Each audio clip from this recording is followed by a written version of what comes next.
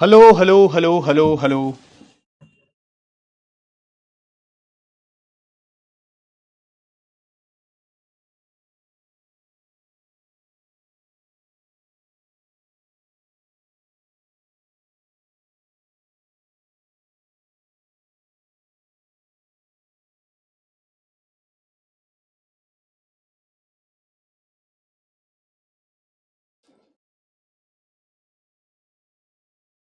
एक सेकंड, एक सेकंड बेटा।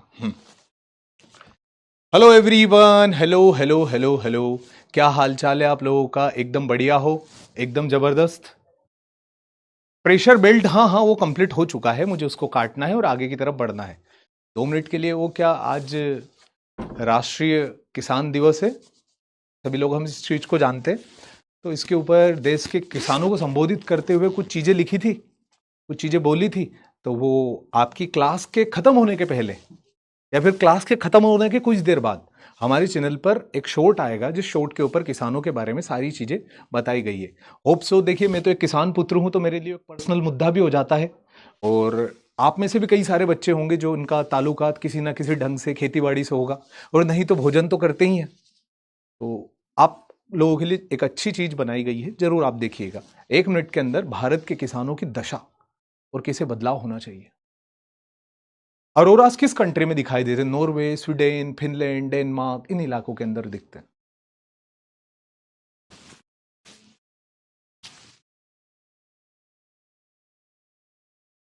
हाँ। तो आज आगे बढ़ाते हैं और चीजों को जानते हैं विंड्स की ओर।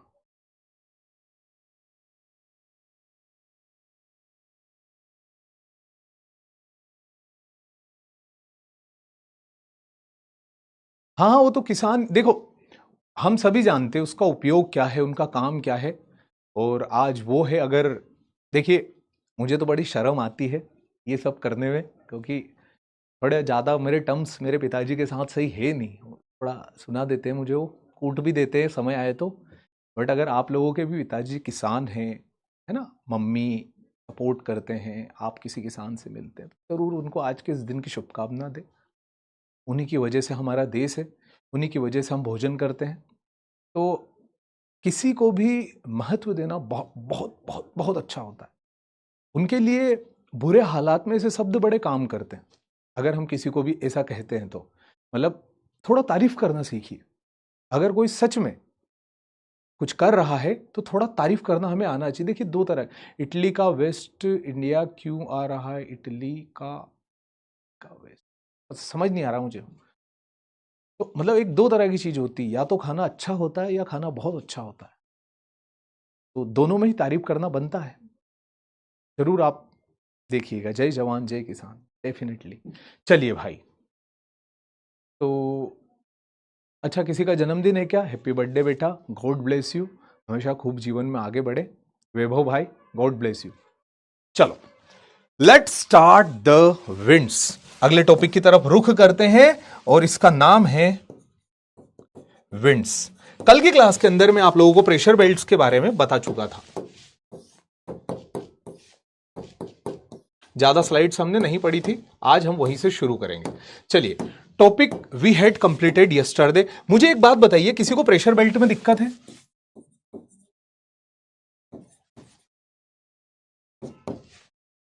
Pressure belt, any one, any issues? Equatorial low, सब ट्रॉपिकल हाई, सब polar low and polar high? कौन सा डायनेमिकली इंड्यूस्ड है, कौन सा आपका थर्मली इंड्यूस्ड बना है? इन चीजों के बारे में मैंने बताया था कि इक्वेटर से उठी हुई हवाएं कैसे 30 पर गिरती है, फिर वहां से धरती पर चल के 60 से उठती है और 90 पे गिरती है। ये सब मैंने कल की क्लास में बता दिया था। आज की क्लास में हम पढ़ेंगे विंड। तो देखो, विंड होती क्या है, ये परिभाषा आपको अगली स्लाइड बता देगी। बट ये विंड इतनी आसान नहीं होती, मतलब इतना आसान नहीं होता। No, it is a tough. Okay. तो क्या होता है डायनेमिक चेंज? मतलब हवाओं के गिरने की वजह से जो दाब पट्टी बने वो। आइए शुरू करते हैं। सबसे पहला पॉइंट आपका पीजीएफ। पीजीएफ का मतलब होता है प्रेशर ग्रेडियंट फोर्स। ये कैसे काम करता है, इसको थोड़ा समझ लेना चाहिए।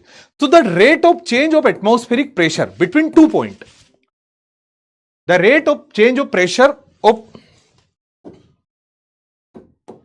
The rate of change of pressure between the two point, that is known as pressure gradient force, and it leads to the movement of wind. इसी की वजह से हवा चलती है। इस बात का मतलब क्या हुआ, दो जगह के बीच में तापमान में कितनी अंतर है। एक का तापमान 1030 मिलीबार है और एक का तापमान 970 मिलीबार है। तो हवाएं तेजी से हाई प्रेशर से लो प्रेशर की तरफ चलेगी to balance the condition. Balance करने के लिए आप लोगों ने पढ़ा था, याद करो, जब मैंने टेम्परेचर डिस्ट्रीब्यूशन बताया था तो वहां बताया था प्रिवेलिंग विंड कि बहती हुई हवाओं की वजह से तापमान में डिस्ट्रीब्यूशन होता है। तो किसी भी जगह के टेम्परेचर को, किसी भी जगह के ओवर प्रेशर को दूसरे डेफिशिएंट प्रेशर वाले इलाके में लेकर के जाती है हवाएं। ये हवाएं उसको यहां से पुश करके यहां की ओर लेकर के जाती है। अब ये दोनों में अंतर जितना ज्यादा रहेगा हवाओं की गति उतनी तेज रहेगी। मतलब यहां पर टोटल हमें कितना डिफरेंस मिल रहा, 60 मिलीबार का डिफरेंस मिल रहा, तो हवा की गति ये है, ये। अब मैंने दूसरा पॉइंट ले लिया, ये यहां पर हवा जो थी 1000 मिलीबार से जा रही है 990 मिलीबार पर, दोनों में ज्यादा अंतर नहीं, तो हवा की गति नॉर्मल रही। देखिए rate of change, the difference between the two point, high और लो में कितना अंतर है। अगर हाई और लो में अंतर ज्यादा है तो हवा की गति बहुत बहुत बहुत बहुत बहुत तेज होगी, और अगर हाई और लो में अंतर कम है तो हवा की गति सामान्य होगी। विंड क्या होता है, the rate of change of atmospheric pressure between the two point, and it is called the winds. इसी को हम विंड बोलते हैं। And it leads to pressure difference जो होता है, it leads to the movement of wind. ये high से लो की तरफ ये पार्टिकल जो गुजरे, that is the wind. But wind फिर भी इतना आसान नहीं होता। आपने पढ़ तो लिया कि सर 30 डिग्री पर हाई प्रेशर था तो वहां से इक्वेटर पर आई थी हवाएं, वो आई तो थी, बट वहां पर और भी फैक्टर काम करते हैं। ये फैक्टर बड़ा शानदार फैक्टर, इसको बोला जाता है Coriolis force, toughest part of geography. क्या बोलते हैं इसको, Coriolis force.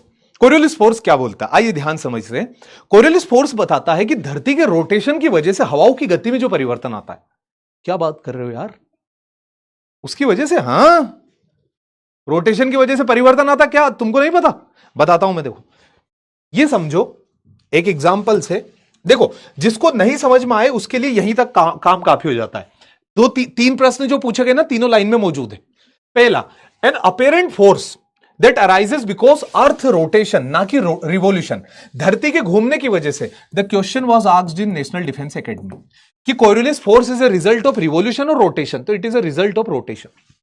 When wind moves in northern hemisphere, जब विंड नॉर्दर्न हेमिस्फीयर में घूमती है तो अपने ओरिजिनल पाथ के राइट हैंड पर डिफ्लेक्ट होती है, अपने ओरिजिनल पाथ के राइट हैंड पर।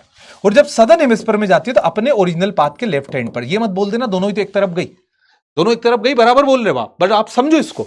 जब नॉर्दर्न हेमिस्फीयर में जा रही तो माउथ ऊपर था, तो ऊपर होने पर ये राइट हैंड हो गया।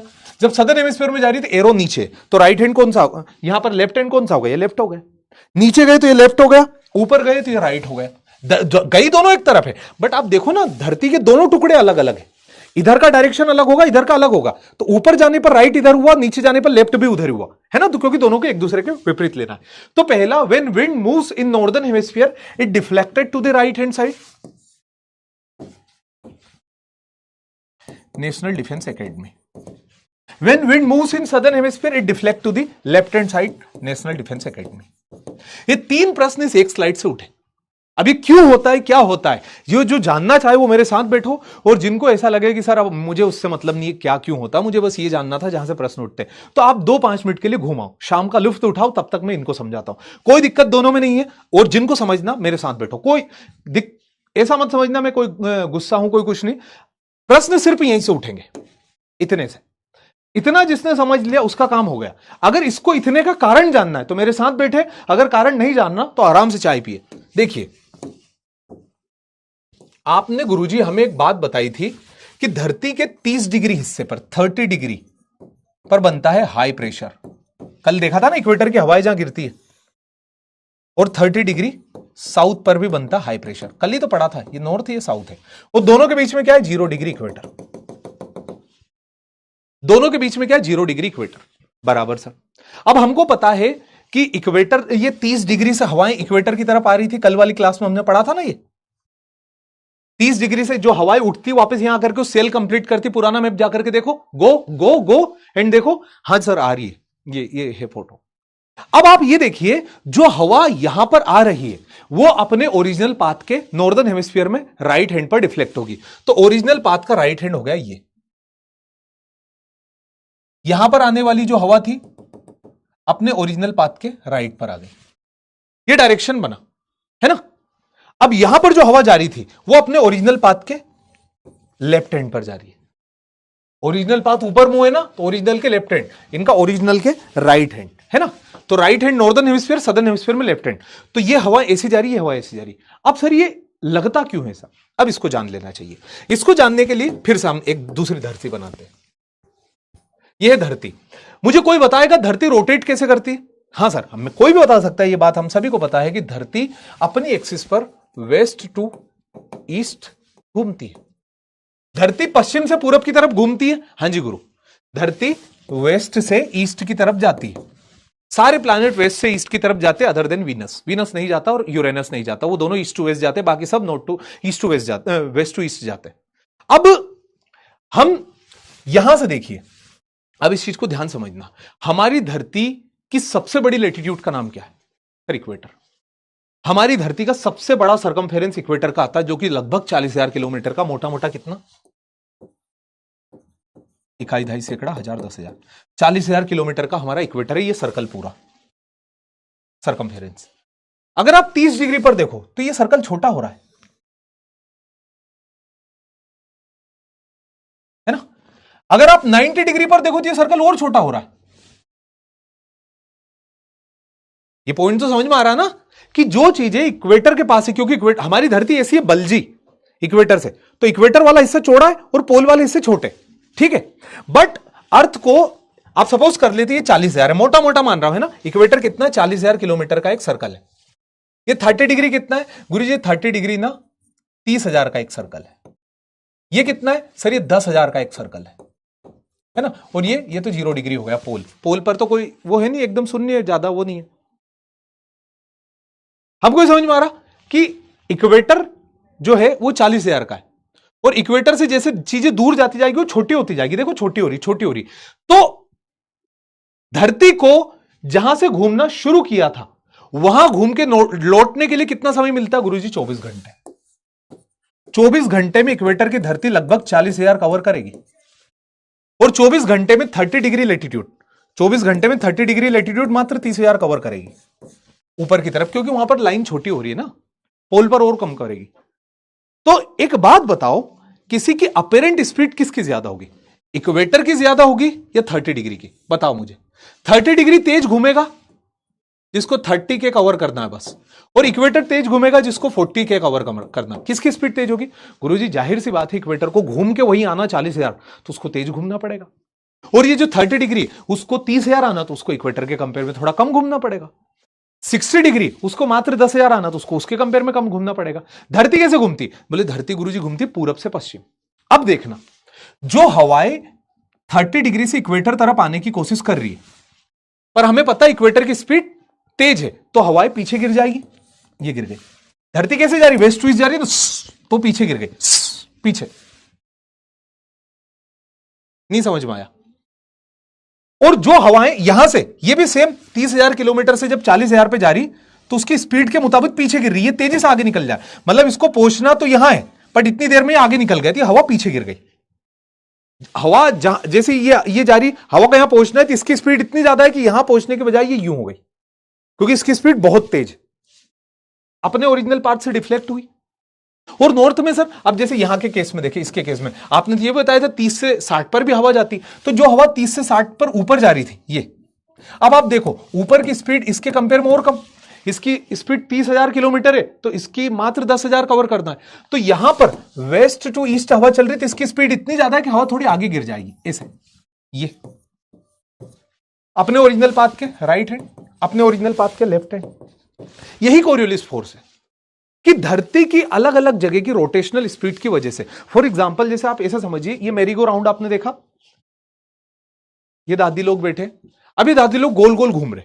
अब ये दादी इन दादी को एक बोल देती कि अले कैच पकड़, अले पकड़। तो जब वो पकड़ने जाती है सामने वाली दादी, तो आपको क्या लगता है उनको कैच मिल जाएगा? नहीं। क्यों? क्योंकि वो सर्कुलर मोशन में, तो वो बोल उनके पास से यूं डिफ्लेक्ट कर जाएगी।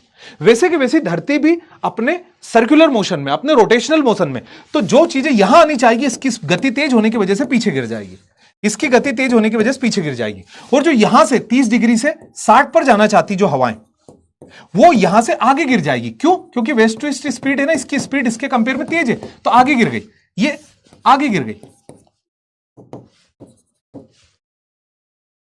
बताओ, सिर्फ इतना कोरियोलिस समझ में आया, सिर्फ इतना कोरियोलिस बल, मात्र इतना।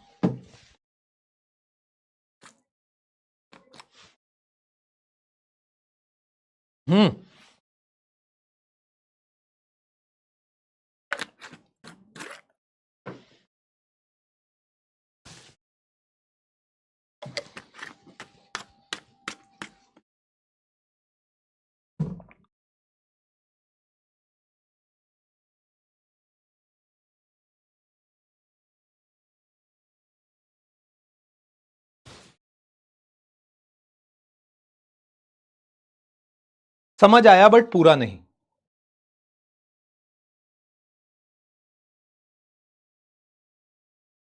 नहीं आया?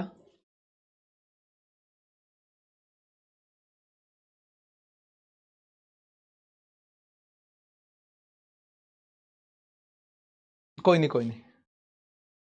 डायरेक्शन राइट लेफ्ट का मामला नहीं है। राइट लेफ्ट का मामला तो सिर्फ समझने के लिए था, रीजन समझ नहीं आया था। तो और समझाया क्या मैंने? रीजन इज समझाया पूरा, तो बचे ही क्या? समझ में क्या आया तुमको?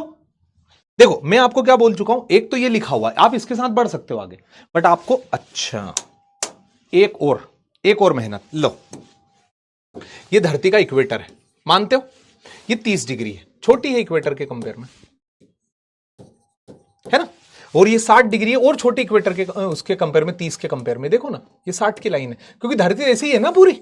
ये आई बात समझ में? धरती ऐसी ही है, तो ये 0 डिग्री सबसे बड़ा, 30 छोटा, 60 छोटा, और वो और छोटा। अब इसको यहां से यहां तक घूमने के लिए 24 घंटे, इसको भी मिले 24 घंटे, इसको भी मिले 24 घंटे, बट इसको 24 घंटे में 40,000 किलोमीटर कवर करना, इसको 24 घंटे में 25,000 किलोमीटर कवर करना, इसको 24 घंटे में 10,000 कवर करना, सबको, तो सबकी गति अलग अलग रहेगी। अब जो यहां से हवा 30 डिग्री से 0 डिग्री की तरफ आती है, अब इसके इक्वेटर की गति तेज है, इक्वेटर तेजी से ईस्ट टू वेस्ट जा रहा है, तो जो हवा यहां आने चाहिए फट फट पीछे गिरेगी, क्योंकि इनकी स्पीड कम है ना, ये हवाएं पीछे गिर गई। और जो यहां से यहां जाना चाह रही, यहां से ये हवा, अब इनकी गति, इसकी गति इसके कंपेयर में तेज है, क्योंकि इसको 25 कवर करना है, इसको 10 कवर करना है, कि हवा आगे गिरी, ये वेस्ट टू ईस्ट जा रही थी, तो हवा धड़ आगे, धड़ आगे। राइट लेफ्ट लिख लो।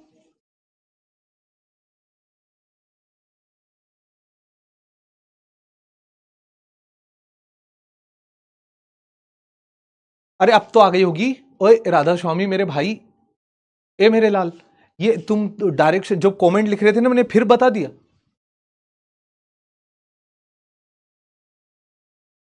आया? सर मुझे भरोसा नहीं हो रहा, आपसे वीडियो कॉल पे बात कर ली। अच्छा, आज संजय सर ने फोन लगवाया था। Now clear? बताओ पोल पे।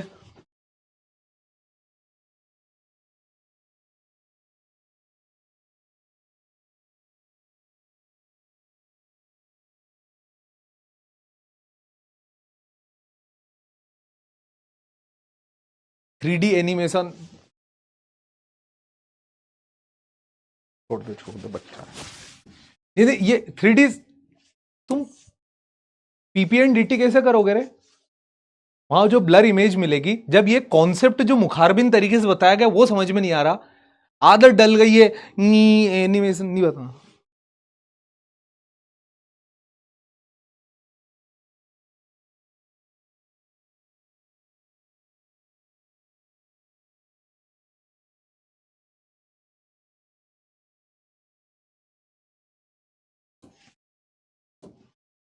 नाइन्टी 3.3।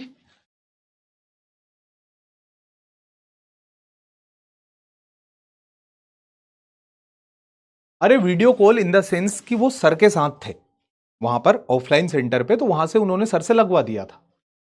ऐसे मैंने वीडियो कॉल नहीं किया था क्लास में।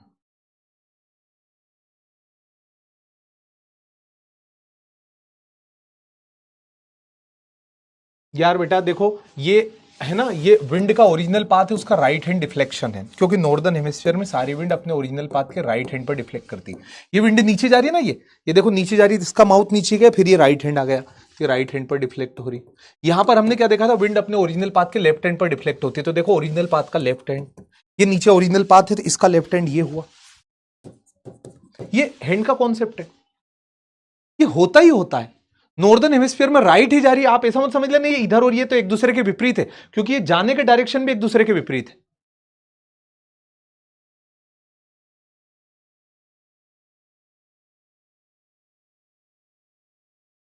ये अपेरेंट स्पीड है घूमने की, नॉट नॉर्मल स्पीड, एक पॉइंट की।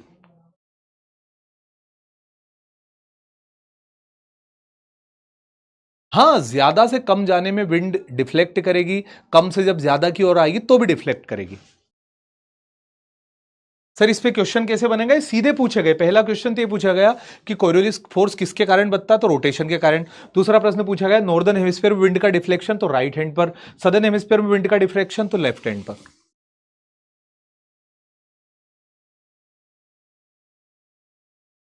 धरती के रोटेशन की वजह से, जैसे ये घूम रहे हैं सब, है ना, अब ये घूम रहे थे, इन्होंने इनको बोल दी थी ये घूम के इधर जाएगी, क्योंकि ये रोटेशनल मोमेंट में। वैसे ही बस यहां हुआ है, बस यही है।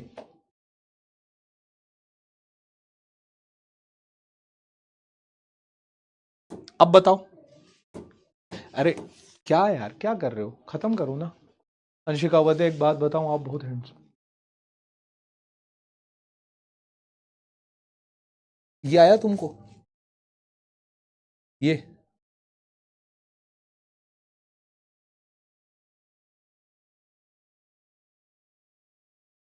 सर सेंटा क्लॉज कौन से पोल पर रहते? वो तो दोनों पोल पर रहते हैं यार।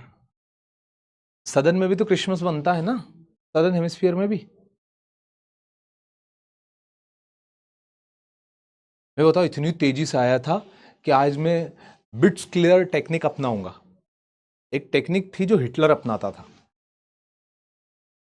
उसका मतलब ऐसा रहता था, इतनी तेजी से हमला करेंगे, इतनी तेजी से आगे बढ़ेंगे कि दुश्मन कुछ समझ पाए उससे पहले बड़ी बड़ी चीजें कंप्लीट हो जाए। ये बिट्स किलर एक तरीका होता है मिलिट्री साइंस में, तो मैं भी उसके साथ आया था। बट तुम लोग ने तो मुझे ऐसा कर दिया कि मिनटों का काम दिन में। 94.7 तो बढ़ा क्या, फिर आया किसको समझ में इतने के बाद भी? अभी पुराना भी तो यही था डेटा।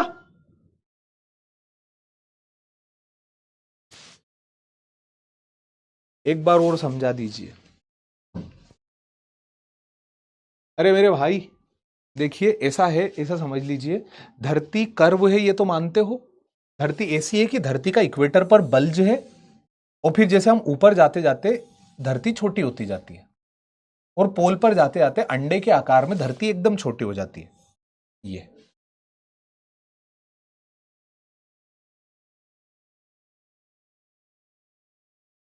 ये ऐसी धरती हमारी कुछ बनी हुई है, ये ठीक है। हमको पता है इक्वेटर सबसे बड़ा है, तो 30 डिग्री से जब हवाएं इक्वेटर की तरफ आती है यहां पर, तो इक्वेटर की गति तेज होती है, क्योंकि 24 घंटे में इसको यहां से घूम के वापस यहीं आना है, और इसको 24 घंटे में मात्र इतना घूमना है, इक्वेटर के कंपेयर में इसको कम घूमना है। तो धरती के घूमने का तरीका होता है पश्चिम से पूरब का, ये घूमती है। तो जब ये तेजी से घूमती है तो जो हवाएं यहां जाना चाहेगी वो गलती से पीछे गिरेगी। क्यों? क्योंकि ये पीछे वाला पोर्शन तेजी से आगे जा रहा है ना, तो ये पीछे चली गई। अपने ओरिजिनल पाथ के लेफ्ट हैंड पर सदर्न हेमिस्फीयर है, तो सदर्न हेमिस्फीयर ओरिजिनल पाथ था, इसका लेफ्ट हो गया। नॉर्दर्न हेमिस्फीयर में अपने ओरिजिनल पाथ, उसका ओरिजिनल पाथ ये है, नीचे की तरफ एरो है, तो ओरिजिनल पाथ के राइट हैंड, तो ये ऐसा हुआ। तो ये देखो सिंपल सा कॉन्सेप्ट है, जो वेस्ट टू ईस्ट जा रही थी वो पीछे गिर गई।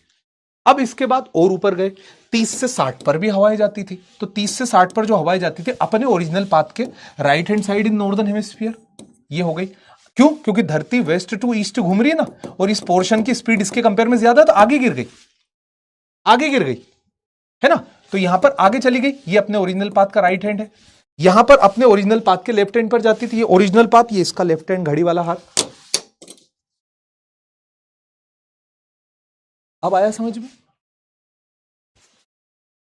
आप सिंपल सा बस में से जब कूदते हो नीचे, तो नीचे के ऐसे एकदम से पीछे चले जाते हो,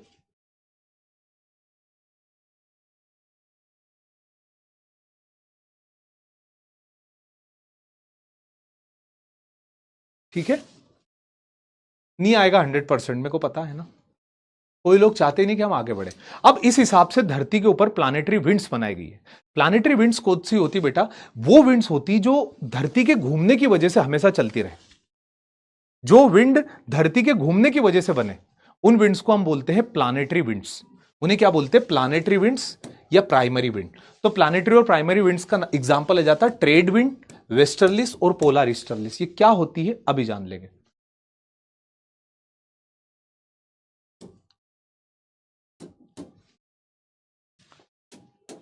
देखिए अब ना प्लीज प्लीज थोड़ा सा एक इज्जतदार तरीके से पेश आइए, है ना। समझते हैं, इस चीज को खत्म करते हैं।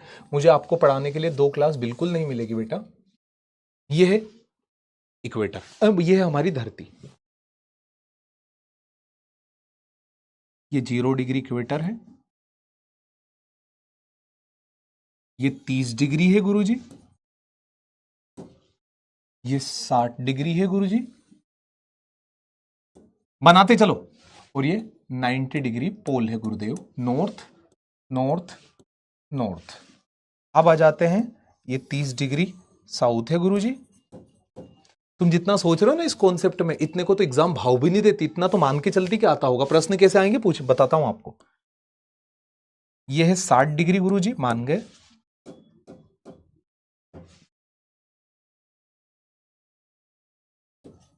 और ये 90 डिग्री, साउथ साउथ और साउथ जी, बराबर। अब हम आ जाते हैं हमारे प्रेशर बेल्ट पर, जो हमने पढ़े थे।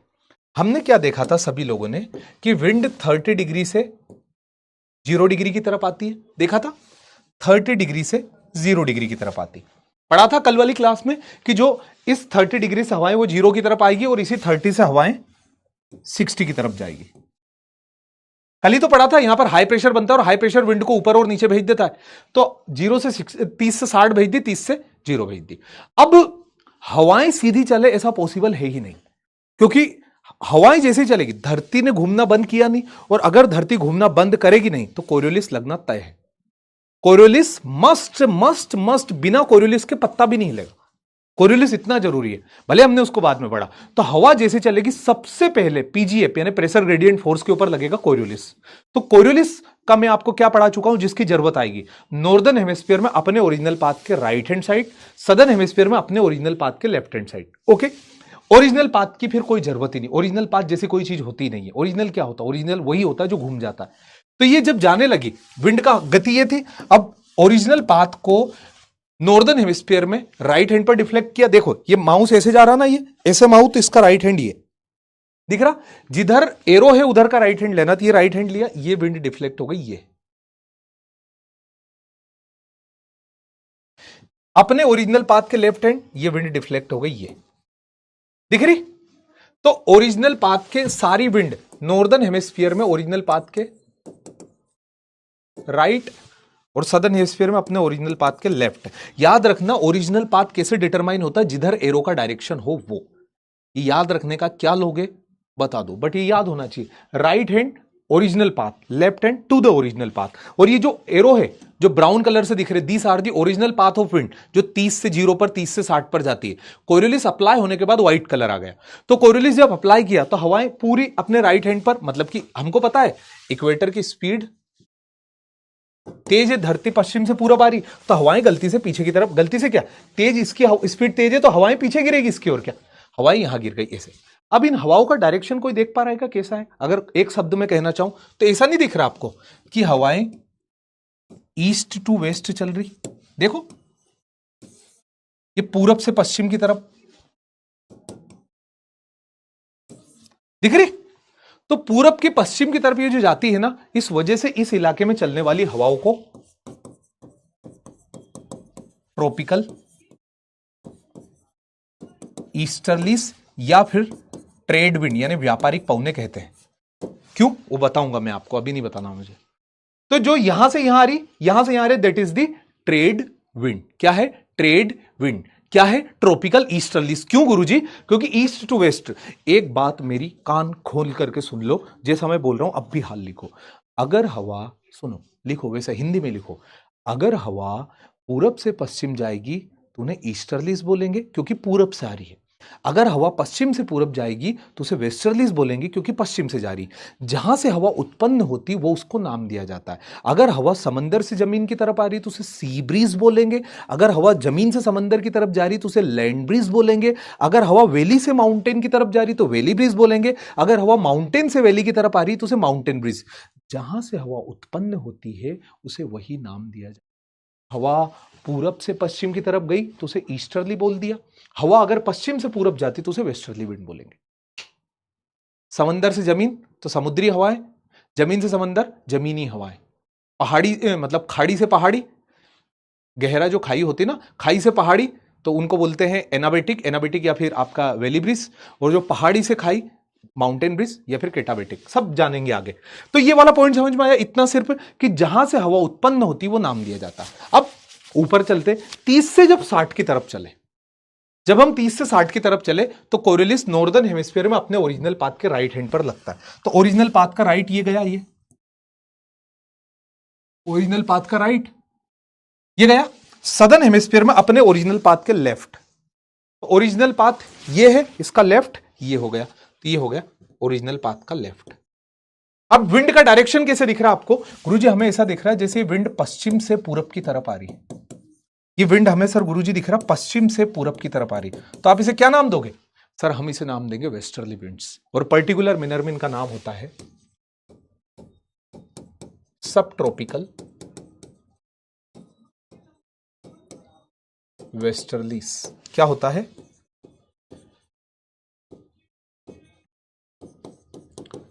सब ट्रॉपिकल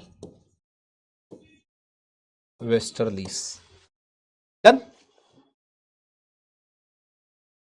अब पोल पे भी हाई प्रेशर है सर। आपने तो हमें यह भी पढ़ाया था कि हवाएं इस पोल से इक्वेटर तरफ आती है। हाँ पढ़ाया, पोल से 60 डिग्री पर आती है। आपने तो गाना भी गाया था, तीरण पे काटे तीरण पे तीरण से तीर चला। आपने तो वो भी बताया था कि जो मंत्र वर्ड तणा वो सब, हाँ बिल्कुल सही। कि इधर से भी तीर जा रहे उधर से भी तीर आए, ये बताया था। मैं एग्री करता हूं, मैं झूठ थोड़ी बोलूंगा किसी चीज को जो मैंने बताया था। तो यहां से 30 से 60 पे गई, मतलब 90 से 60 पे, 90 से 60 पे आई हवा, क्योंकि हाई प्रेशर से लो प्रेशर की तरफ। तो जब 90 से 60 की तरफ आई तो अपने ओरिजिनल पाथ के राइट हैंड नॉर्दर्न हेमिस्फीयर, तो क्या जाएगा?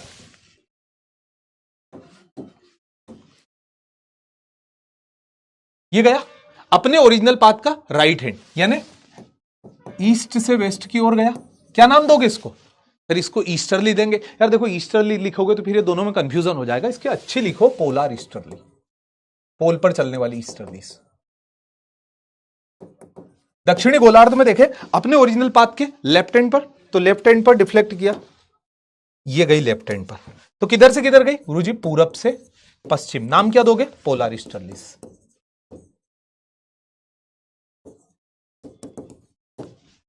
पोलर ईस्टर्लीज नाम दिया। तो ये बनी हवाएं, हवाओं का बनाए नक्शा। आपको दिखाई दे रहा 30 से हवाएं शून्य की तरफ आ रही, यानी 0 डिग्री की तरफ। कैसे आ रही है गुरुजी? ये ईस्ट से वेस्ट की ओर आती हुई दिख रही है। तो इसलिए क्या नाम दिया हमने इसको? ट्रेड विंड या फिर ईस्टर्लीज। जो हवाएं 30 से 60 की तरफ जा रही, कोरियोलिस की वजह से राइट हैंड पर डिफ्लेक्ट हो रही, तो वेस्ट से ईस्ट आती हुई दिख रही, तो क्या नाम दिया? वेस्टर्लीज। पोलर इलाके में अपने ओरिजिनल पाथ के राइट हैंड पर डिफ्लेक्ट हुई, तो ईस्ट से वेस्ट की ओर आती हुई दिखी, तो क्या नाम दिया? Polar easterlies. दोनों ही हेमिस्फीयर में सेम कहानी। इन्हीं हवाओं को प्लानेटरी विंड्स बोलते हैं, जो कि पूरे ग्रह पर चलने वाली हवाएं। प्राइमरी, प्लानेटरी, ये इनके नाम हो गए। और परमानेंट, ये नहीं रुकती कभी। क्यों? क्योंकि धरती घूमने से नहीं रुकती कभी।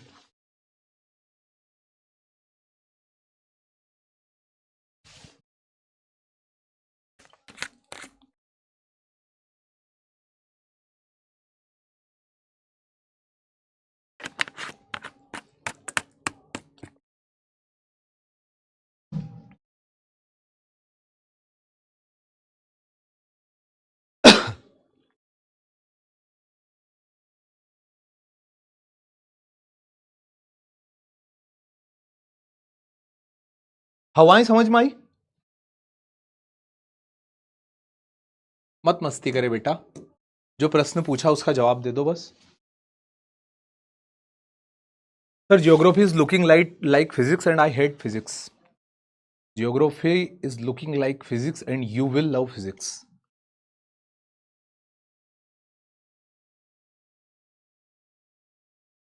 इनकी स्पीड नहीं जानना हमको, स्पीड में बिल्कुल नहीं पढ़ा रहा हूं, स्पीड नॉट में निकाली जाती है, बट वो मैं नहीं पढ़ा रहा हूं, हमें वो जानना ही नहीं है।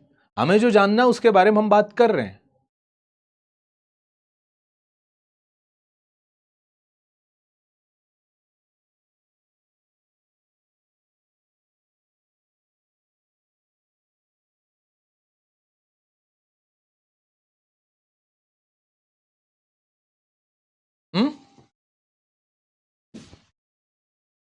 इक्वेटर पर आ तो रही है क्या, ये जा रही है, ये गई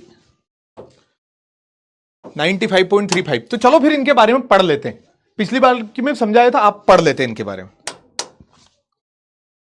प्लानेटरी विंड्स और परमानेंट विंड, ये वो हवाएं जो पूरे साल भर चलती रहती धरती के घूमने की वजह से।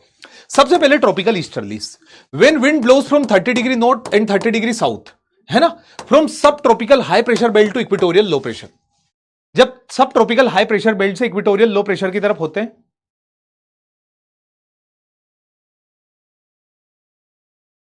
है ना, ये यहां से 30 से 0 की ओर जो आ रही है, तो ये ईस्ट टू वेस्ट आ रही है, इसलिए इनको नाम दे दिया ईस्टर्लीज। पता, इन हवाओं को एक और नाम दिया जाता है, and the convergence of trade wind is known as ITCZ. ITCZ का फुल फॉर्म पहले लिख देते हैं। आईटीसीजेड का फुल फॉर्म ध्यानिए, इंटर ट्रॉपिकल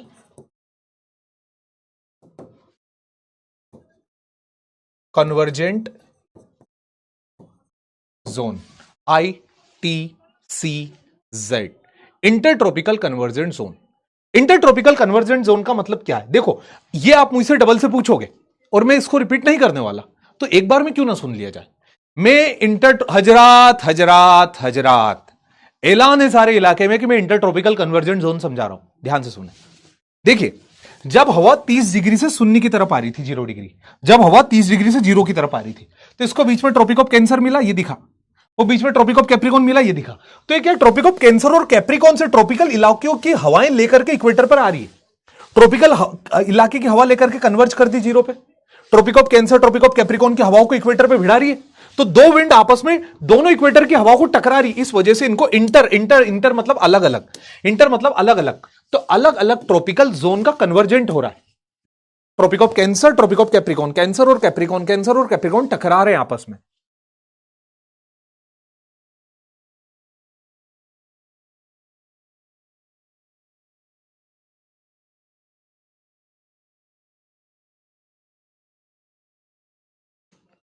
और ये इंटरट्रॉपिकल जोन सूरज के साथ साथ आगे बढ़ता रहता है, shift with sun.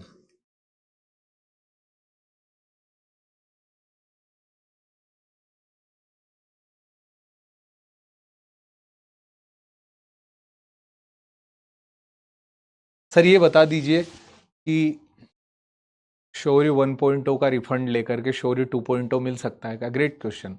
May be आज टाटा के शोरूम पर जाऊंगा और उनको बोलूंगा मेरी अल्ट्रोज लेकर के मुझे नई अल्ट्रोज दे दो please, humble request sir, please, I am your good customer. हाँ, 2024 मॉडल है सर मेरा, मेरे को 2026 मॉडल दे दो।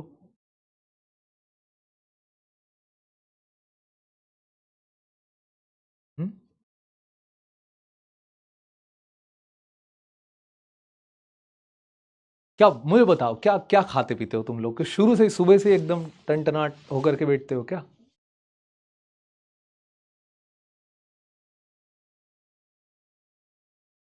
यार हद, मतलब देखो ऐसा नहीं, आप ऐसा बोल देते हो बाद में सर आप तो बोलते हैं, वो तो जो आपको थोड़ा तो ये लगना चाहिए यार। प्लीज प्लीज, तो ऐसे हाथ तो ऐसे जोड़ रहे हो जैसे मेरे हाथ में होगा, मेरे हाथ में होना तो ये PW चल ही नहीं पाए, हम नुकसान में आ जाएंगे, मैं बांट दूंगा।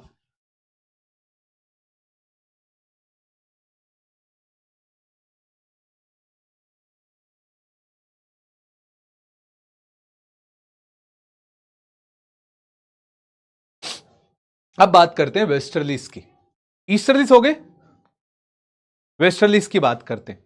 तो wind westerly winds, this wind blow from सब tropical high pressure belt to सब पोलर लो प्रेशर बेल्ट।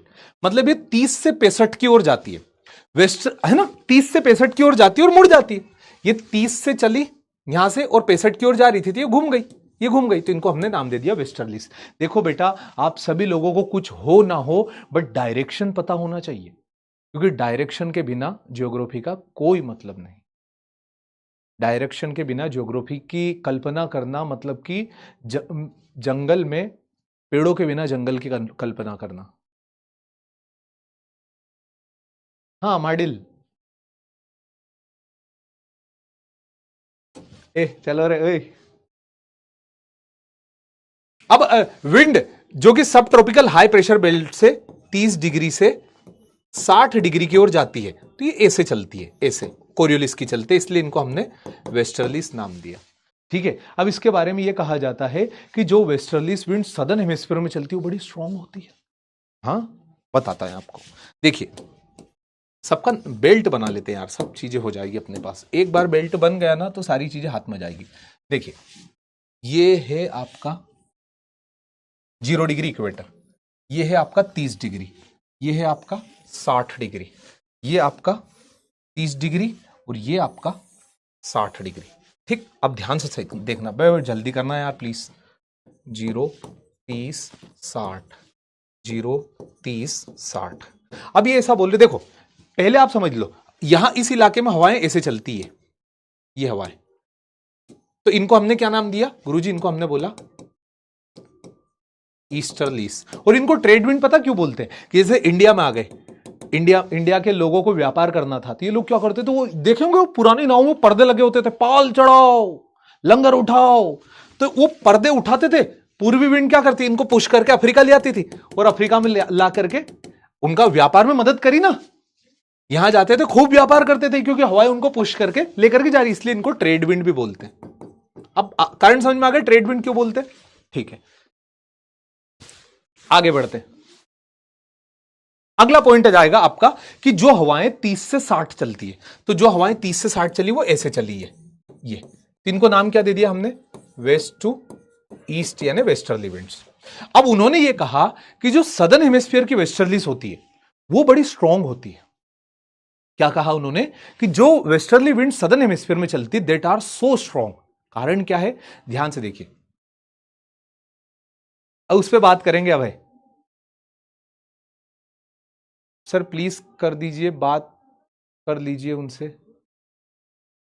नहीं होगा बेटा, तुम, मैं क्या बोल रहा हूं, तुम कुछ भी कर लो नहीं होगा। ऐसा ऐसे थोड़ी ना होता यार, ऐसे थोड़ी ना होता। एक बात बताओ कि तुम या तो ये बोल सकते हो कि तुम्हें तुम्हारे टीचर अच्छा नहीं पढ़ा रहे, ये बोल सकते हो कि तुमने जो चीजें पढ़ने के लिए पैसे दिए थे तुमको वो कुछ भी नहीं पढ़ाया गया, तो मुझे वो बैच नहीं चाहिए, रिटर्न कर दो। बट अगर मैं ये बोलूं ना कि मैंने बैकलॉग नाम का पाप मेरे सर पर रख लिया है और मुझे उसे क्लियर करना है, तो उसके लिए फिजिक्स वाला की जिम्मेदारी नहीं है बच्चा, है ना। आराम से समझा करो हर चीज के मूल कारण कि क्या होते।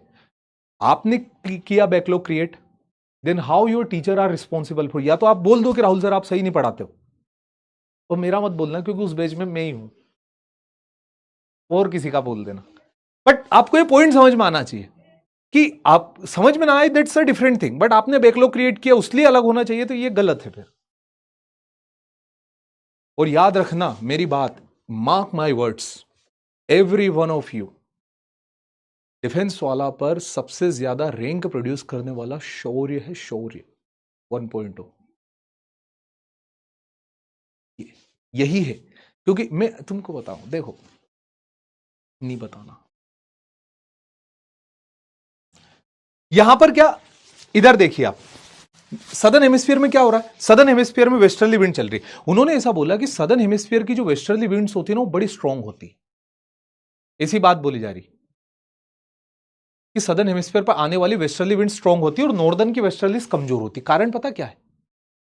कारण क्या? कारण यह है कि यहां पर आप देखिए, जब वेस्टर्ली विंड ने चलना शुरू किया तो पहले रोकीज के पहाड़, सिर्रा नेवेडा के पहाड़, अपल्चियन के पहाड़, कैनेडियन शील्ड, प्रेनीस के पहाड़, Apennine mountain, Alps mountain, Carpathian mountain, Caucasus mountain, Pontic mountain, Taurus mountain, Elburz mountain, Zagros mountain, Hindu Kush mountain, Sulaiman mountain, Himalayan mountain, Karakoram mountain, Tian Shan mountain, Kunlun Shan mountain, Verkhoyansk mountain, सब तरफ पहाड़ ही पहाड़ है।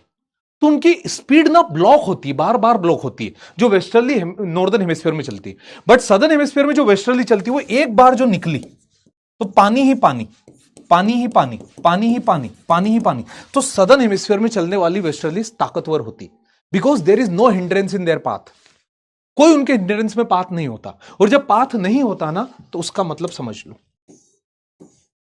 जब इनके उसमें कोई पाथ नहीं होता तो यहां पर जो 40 डिग्रीज पर चलती है ना बेटा, इनको 40 डिग्रीज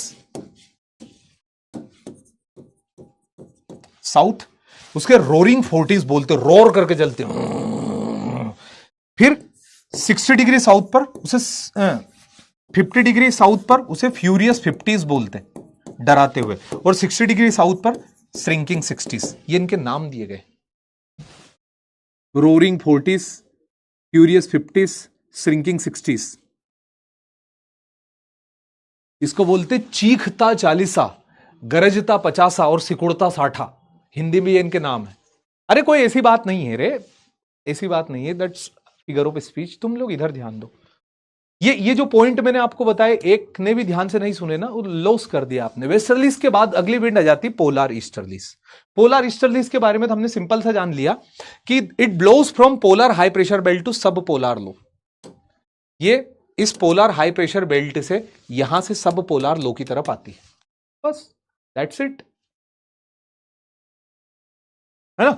ये जो कंट्रीज है ना, ये यूरोपियन कंट्रीज, जिसमें ये खास करके डेनमार्क, और ये इन विंड्स का बहुत फायदा उठाती।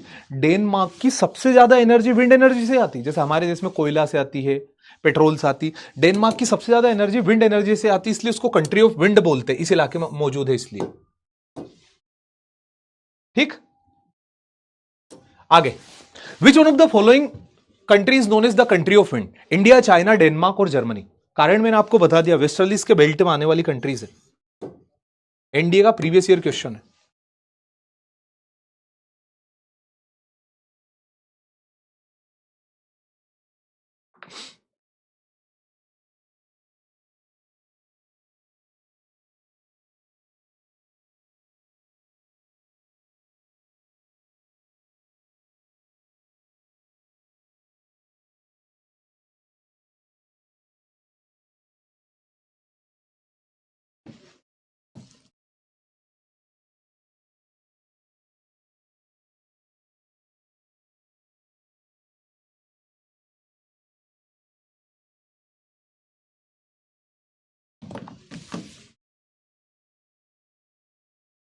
Denmark the country of wind, ठीक है, क्योंकि इनकी लोकेशन भी हमें पता होना चाहिए।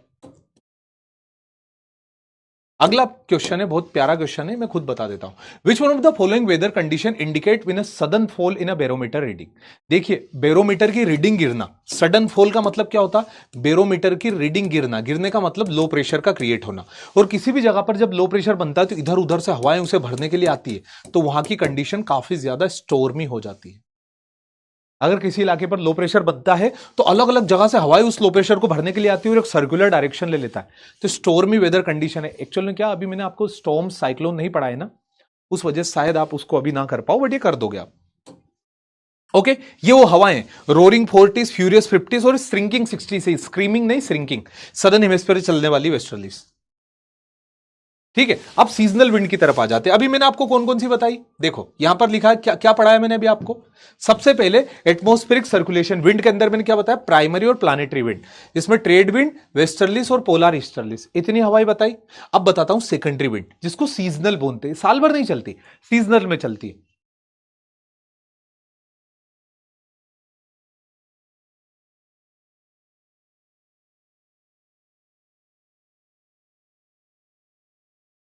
सर आपने भय देखी गौरव तिवारी वाली?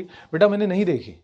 प्रिंस शुक्ला, 2-3 बार तो आपने बोल दिया, 2-5 मिनट कुछ और का पूछ रहे थे। टीवी भी चैनल चलाते हो क्या? कुछ तुम्हारा ऐसा नहीं देखा मैंने। दूसरा आ जाएगा सेकेंडरी विंड। सेकेंडरी विंड को सीजनल विंड बोलते हैं, जो कि मॉनसून है, क्योंकि सीजन में आता ना मॉनसून, मतलब चौमासा। घर जाकर के अपने बड़े बूढ़े से पूछिएगा चौमासा का मतलब क्या, वो बताएंगे कि जून जुलाई अगस्त और सितंबर, इन 4 महीने, इन 4 माह में होने वाली बारिश को चौमासा बोलते हैं। 4 महीनों की बारिश को हम क्या बोलते हैं, चौमासा। तो चौमासा मतलब 4 महीने, पूरे साल तो नहीं, तो सीजनल हो गई। तूफान हमारे देश में पूरे साल तो नहीं आते, मॉनसून के पहले आते हैं और थोड़ा ठंड में आते हैं मॉनसून के बाद। 2 समय है, प्री मॉनसून, पोस्ट मॉनसून। इन दोनों के अंदर सेकेंडरी विंड, जिसको हम सीजनल विंड बोलते हैं। देख लीजिए यहां पर बता दिया गया है सभी के बारे में। ये मॉनसून और साइक्लोन। अब मॉनसून भी पूरे साल नहीं रहता और साइक्लोन भी पूरे साल नहीं रहते। मॉनसून समर में हमारे देश की तरफ आता है और विंटर में हमारे देश से जाता है, इसलिए सीजनल हो गए। तो these are not the permanent wind, these are the seasonal wind. Okay, मैं क्या क्या बता चुका हूं, परमानेंट विंड क्या होती है, प्लानेटरी विंड क्या होती है। आगे आ जाते हैं लोकल विंड्स के बारे में, कि लोकल विंड्स के बारे में बताओ सर। लोकल विंड्स पढ़े sir? Please give one suggestion, 12th और एनडी कैसे मैनेज करें। देखिए बेटा खुशी, आप मुझे 10 मिनट दीजिए, पहले मैं पढ़ा देता हूं, पहले मैं कंप्लीट करा देता हूं। लोकल विंड बढ़िया चीज है, आएगा मजा, आते चलो आओ। सर आपने ठीक नहीं किया, मेरे नोट ले भेजो नोट्स, देख लेते, बताओ क्या नाम लिखते हैं आप।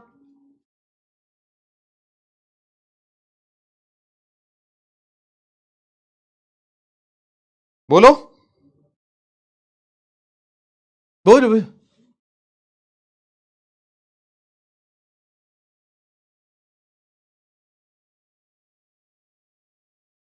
बताओ अब।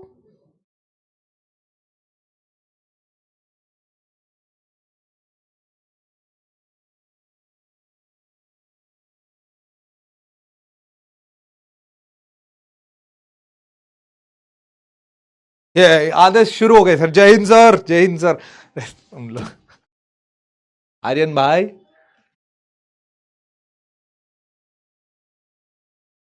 आधे से ज्यादा लोग शुरू हो गए। प्लीज यार पढ़ाने दो यार, तुम लोग ना मतलब मूर्ख जैसी बात करते हो। 2-5 मिनट अटलग पढ़ाने तो दो, फिर उसके बाद नंबर दे दीजिए। सही बात है, नंबर ले लो और वहां जाकर के भारतीय रेलवे जो होता ना, उसमें बाथरूम में लगा के आ जाना। मेरे साथ धोखा किया बेवफा है, वो लड़की का नाम लिख देना, दिन भर टू टू टू टू टू टू वो बजता ही रहेगा।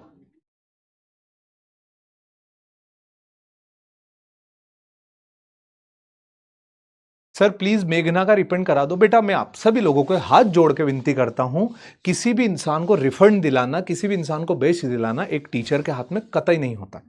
मैं मेरे एंड से ट्राई भी करूंगा ना तो भी वो नहीं देंगे, आपको आप ही के उससे देखना पड़ेगा। और उसमें अगर आप जाते हो, आप इस बैच को खत्म करते हो और उस बैच के साथ जाते हो ना, मार्क माय वर्ड्स, आपका नुकसान है।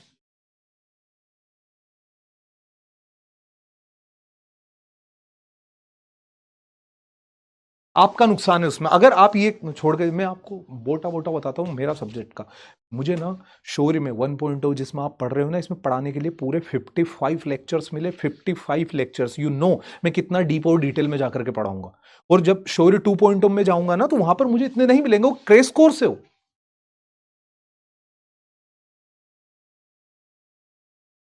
क्रेश कोर्स है। ये आपका पूरा बैच है यार, आप समझिए। चलिए अब बात करते हैं लोकल विंड्स। लोकल विंड्स क्या होती है बेटा, किसी भी लोकल इलाके के क्लाइमेटिक कंडीशन की वजह से जो हवाएं बने, उन्हें हम बोलते हैं स्थानीय हवाएं या local wind. The wind which occurs due to a local climatic condition, जैसे कि लू।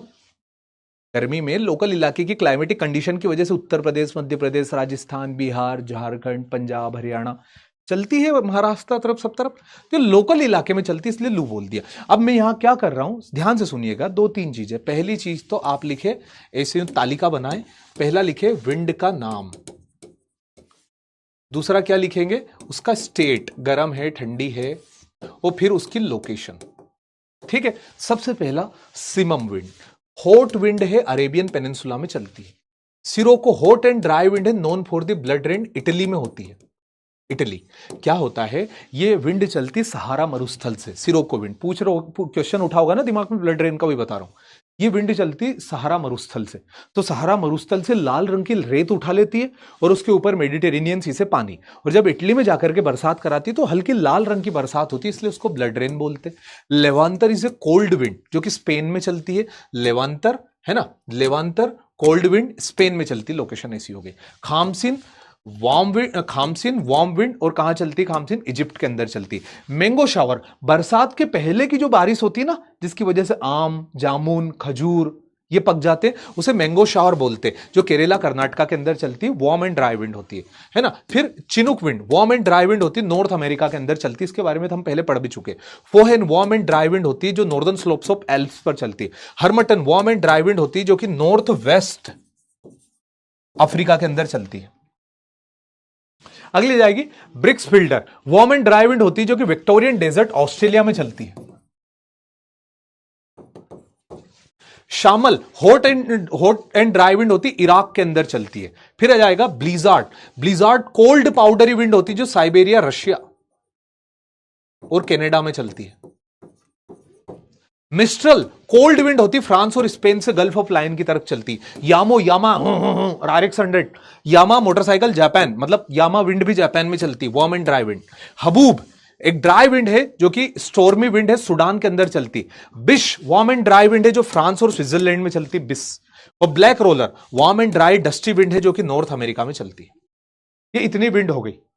अब इन सारी विंड का नाम, उनका स्टेट और उनकी लोकेशन तीनों लिखना है। बट सर हमको बहुत दिक्कत हो रही है, कोई दिक्कत नहीं, सभी को क्लियर करूंगा। मैं एक कारण से तेज चल रहा था। यहां पर आपको सारी दिखाई दे रही, ये देखो, ये खामसी, ये सिरोको ब्लड रेन, ये यहां से निकली, भूमध्य सागर से पानी लिया और इटली में बारिश करा दी लाल रंग की। मिस्टल विंड, बोरा विंड, ब्लिजार्ड, सेंटाना, चिनुक की बताई थी मैंने आपको, नॉर्थ अमेरिका है ना। फिर हरमटन विंड, लू भारत के अंदर, खरबुरान और बुरान विंड। अब एक एक करके सभी को बताता हूं। Which one of the following is a local wind not related to Mediterranean Sea. अब प्रश्न क्या पूछा गया, इनमें से कौन सी ऐसी लोकल विंड है जो मेडिटेरेनियन सी में नहीं आती? इंडिया 2024 है, बड़ी बड़ी बातें, वड़ा पाव खाते, जितना तुम बोल रहे थे कर लोगे अभी ये प्रश्न। हरमटन, खामसिन, सिरोको, मिस्ट्रल, कौन सी ऐसी हवा है जो मेडिटेरेनियन सी से ताल्लुकात नहीं रखती?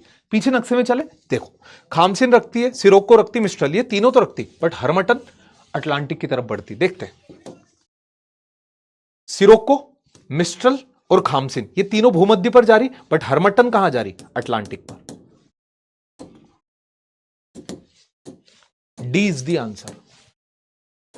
अरे और अच्छे से समझ लेते, ये देखो ना, हरमटन अटलांटिक पे जारी, सिरोको, मिस्ट्रल, खामसिन ये तीनों मेडिटेरियन में आई। ऐसे प्रश्न आते अच्छे से जानते, और एक एक करके एग्जांपल ऑफ लोकल विंड, सारी लोकल विंड्स को पढ़ेंगे हम बहुत अच्छे से। सबसे पहले लेते हैं चिनुक। तो चिनुक जो हवा है यूनाइटेड स्टेट ऑफ अमेरिका में चलती है, वार्म एंड ड्राई विंड है, also termed as snow heater, नहीं ईटर, स्नो ईटर बोलते। क्यों? क्योंकि जब ये इस इलाके में जाती है ना, तापमान बढ़ा देती है और 0 डिग्री से ऊपर जाता है, बर्फ पिघल जाती, इसलिए, क्योंकि वार्म विंड है। चिनोक विंड समझ में आया सबसे पहली। दूसरी हवा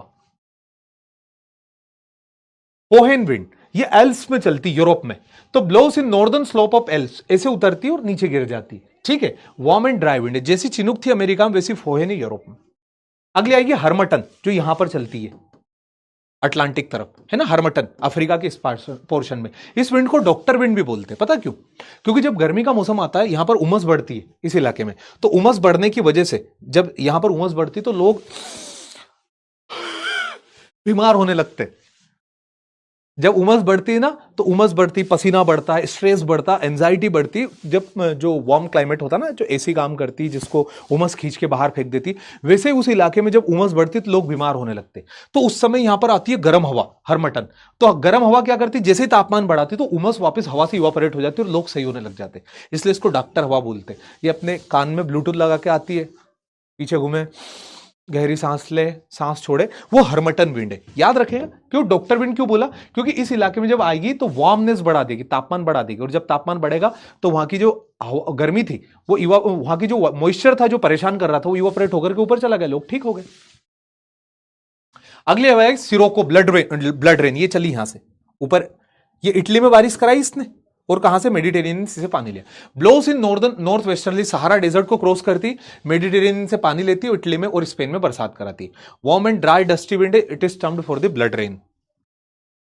सारी विंड देखो, पहले क्या मैं एक एक करके पढ़ाता था, अब सारी को डिटेल में पढ़ा रहा हूं।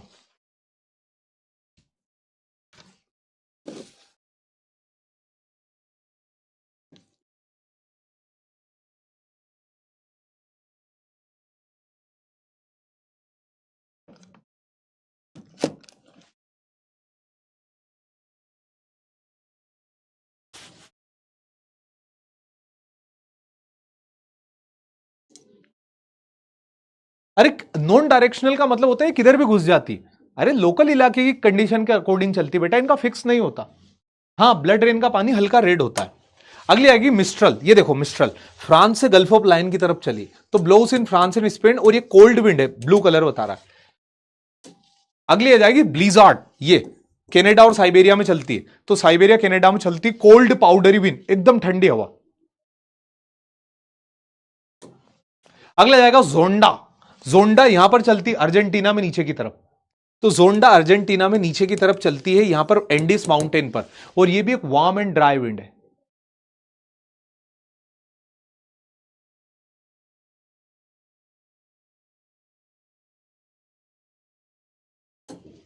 अगला यामो, जापान में चलती है, एक ड्राई विंड है।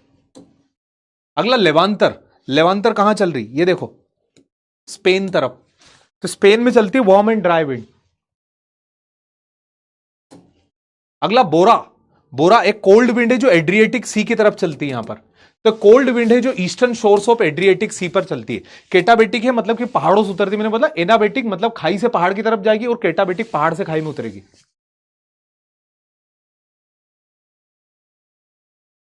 ठीक है, क्रोएशिया, स्लोवेनिया और मॉन्टेनिग्रो इस इलाके के अंदर यहां चलती है ना। It can be strong, often cause temperature drop, suddenly तापमान गिराती।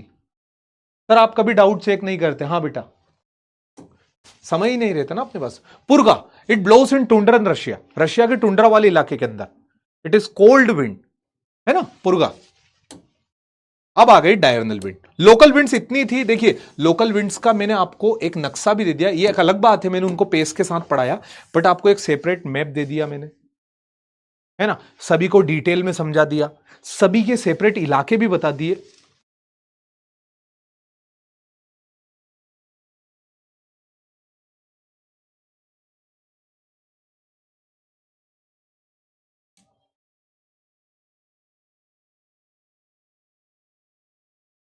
फोहेन इज, देखो ये फोहेन विंड है बेटा, ये है ना, ये एक वार्म विंड है जो यूरोप के नॉर्दर्न स्लोप्स पर चढ़ती है, मतलब ये एल्प्स माउंटेन इसके नॉर्दर्न स्लोप की ओर निकलती है। अगर ऐसे एल्प मानोगे तो इसके नॉर्दर्न स्लोप की तरफ जाती है फोहेन विंड। बोलो, आराम से इसको वो कर लो थोड़ा digest.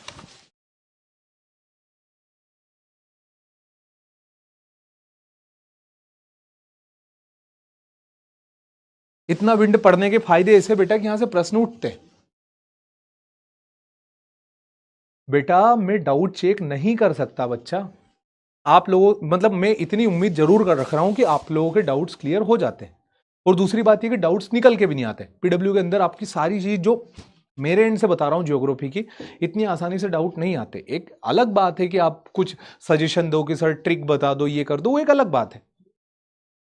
लेवांतर is a cold wind बेटा, levanter is a cold wind, Spain में चलती।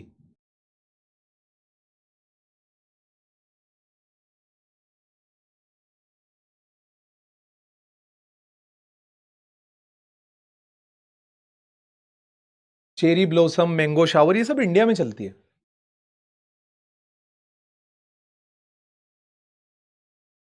बोलो, बिज भी एक हवा है, वार्म विंड है या कोल्ड विंड है, एक मिनट के लिए चेक कर लो। मैंने तो वार्म बताया है, कर लेता हूं मैं चेक।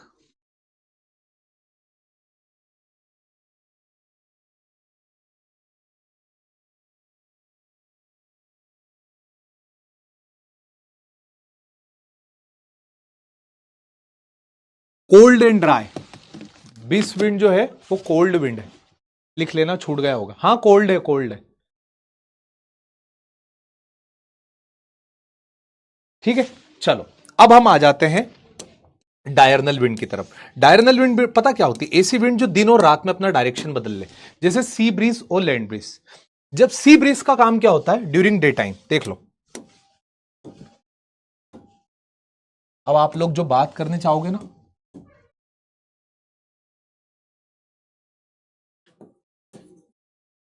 सी ब्रीज, ब्रीज का मतलब क्या होता है? विंड, सी विंड्स, ये चलती है ड्यूरिंग डे टाइम।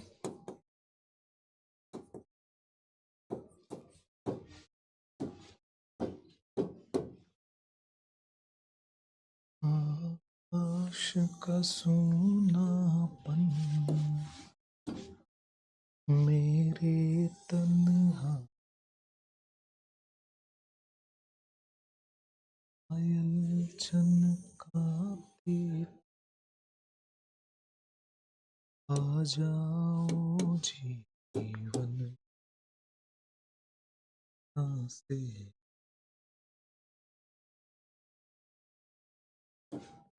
संगीत अमर कर ये भी अमर कर दो। ड्यूरिंग डे टाइम जब सूरज की किरण जमीन और पानी दोनों पर गिरेगी, हमको पता है जमीन जल्दी गर्म होती है ना, पानी को गर्म होने में समय लगता है, उसकी स्पेसिफिक हीट ज्यादा है। तो जमीन जल्दी गर्म हुई, तापमान बढ़ा, तो तापमान बढ़ने की वजह से यहां क्या बन जाएगा? Low pressure. गर्मी हुई, तापमान बढ़ा, लो प्रेशर हो गया। और इसके कंपेयर में पानी ठंडा है तो क्या हो गया? High pressure. हवाएं हाई टू लो चलती है। हवाएं कहां से चल रही? सी टू लैंड। जहां से हवा निकलती वहां का नाम दिया जाता, तो क्या नाम दिया गया? Sea breezes. खत्म। As simple as that. धूप गिरी, जमीन जल्दी गर्म होती है, जमीन ठंडी भी जल्दी होती है, गर्म भी जल्दी होती है, हम ये सब जानते हैं, है ना। समंदर जो होता है आराम से गर्म होता है, आराम से ठंडा। जमीन जल्दी गर्म हो गई, गर्म होने की वजह से तापमान बढ़ा, प्रेशर हो गया लो। जब प्रेशर लो हुआ तो पानी में हाई प्रेशर था, हाई से लो की तरफ पीजीएफ बना, प्रेशर ग्रेडियंट फोर्स, तो सी टू लैंड विंड चली, सी ब्रीज हो गई। अब ड्यूरिंग डे टाइम, रात की बात कर लो,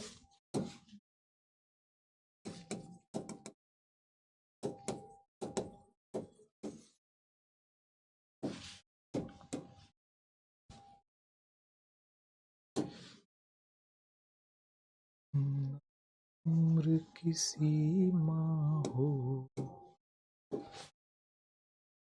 जन्म का हो, जब प्यार करे कोई तो देखे केवल नैरी चला कर तुम कर संगीत कर दो। अब जब रात हुई तो हमको पता है जमीन जल्दी ठंडी हो जाती, क्योंकि जमीन की एक क्वालिटी है, एल्बिडो ज्यादा, उसका रिफ्लेक्शन पावर, तो गर्म भी जल्दी हुई और जल्दी ठंडी होगी। पानी का रिफ्लेक्शन सबसे कम होता है, तो पानी आराम से ठंडा हुआ, एनर्जी को अपने पास रोक के रखा था। जब जमीन ठंडी हुई रात में, एट नाइट,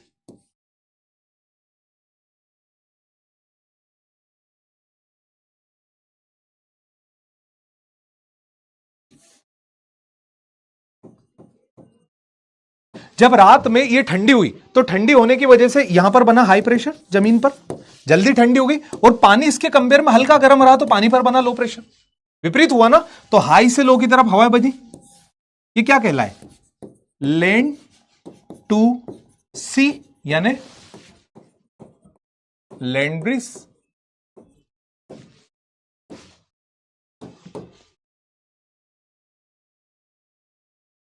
बताओ, ये देखो, दिन में सी टू लैंड आ रही और रात में लैंड टू सी जा रही है।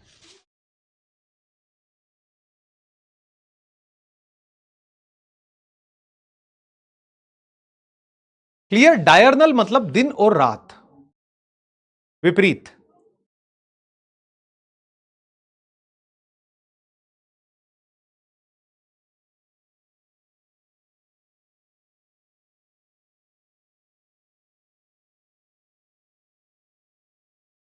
Haboob wind is a dry wind जो सूडान में चलती है, बच्चा।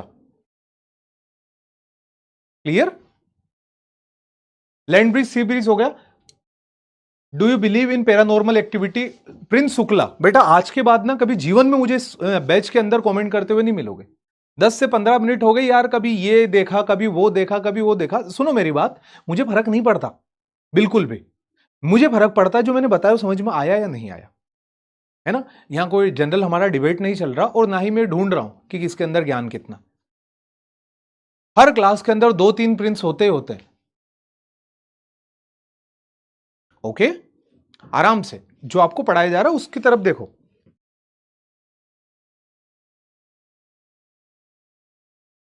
चलो अगला आ जाता माउंटेन ब्रिज और वैली ब्रिज। ये भी दिन और रात का सफर है, बहुत प्यारा, बहुत इजी है ये, बट ये कॉन्सेप्ट थोड़ा अलग है। देखो, ड्यूरिंग डे टाइम जब सूरज की किरण बराबर मात्रा में वैली पर गिरती है तो वैली हो जाती क्या, थोड़ी गर्म, गर्म होने लगती है। गर्म होने की वजह से जो हवाएं हैं ये यहां से वर्टिकली ऊपर की तरफ जाती है। हमने क्या पढ़ा था, जब विंड गर्म होती है तो लाइटर होकर के एक्सपांड होकर के ऊपर उठती है, तो वैली के किनारे पर एक्सपांड होते हुए ऊपर जा रही। तो ड्यूरिंग डे टाइम जब गर्मी बढ़ रही तो हवा गर्म होकर के लाइटर हवा ऊपर उठ रही। देखिए, गर्म हवा लाइटर होती है और ठंडी हवा भारी होती है। ये पॉइंट याद रखना होगा हमें। ठंडी हवा में पार्टिकल पास होते तो भारी होती है और गर्म हवा में पार्टिकल दूर होते तो वो लाइटर होती है। अब गर्म हुई तो गर्म होने की वजह से वैली टू माउंटेन चली, तो हमने क्या नाम दे दिया, वैली ब्रिज।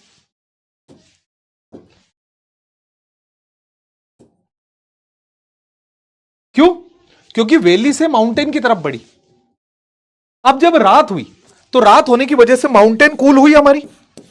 रात होने की वजह से हमें पता है कि जब ऊपर जाते तो तापमान काफी गिरता है, हर 1 किलोमीटर में 6.5 डिग्री। तो ऊंचाई पर जल्दी तापमान गिरा। जब तापमान गिरा तो हवा क्या हो गई यहां की, कूल।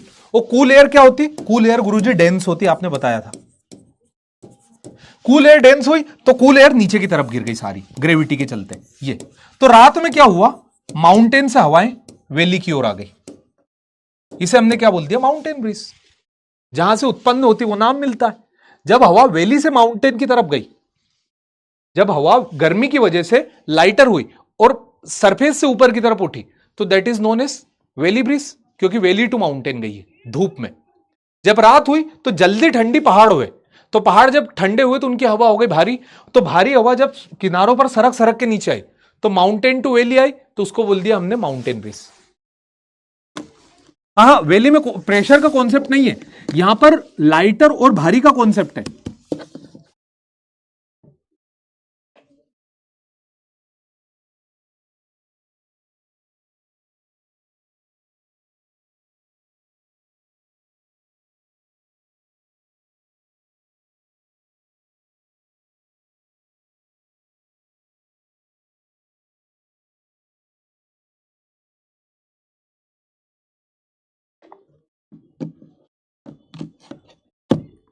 क्लियर? हाँ, ये डायरनल के एकदम अलग है। यहां पर पहाड़ से सट के चलना, गर्मी में चीजें गर्म होकर के ऊपर उठेगी और ठंड में चीजें ठंडी होकर के नीचे गिरेगी। That is it. प्रश्न देखते हैं कि किस तरह के प्रश्न पूछे जाते हैं। जियोस्ट्रोपिक विंड तो अभी नहीं, आगे देखेंगे। सबसे पहले, which one of the following process is responsible for transforming liquid into vapour. पानी को भाप बना दे, उस प्रोसेस को क्या बोलते हैं, कंडेंसेशन, इवापोरेशन, ट्रांसपायरेशन, प्रेसिपिटेशन। पानी को भाप बना दे।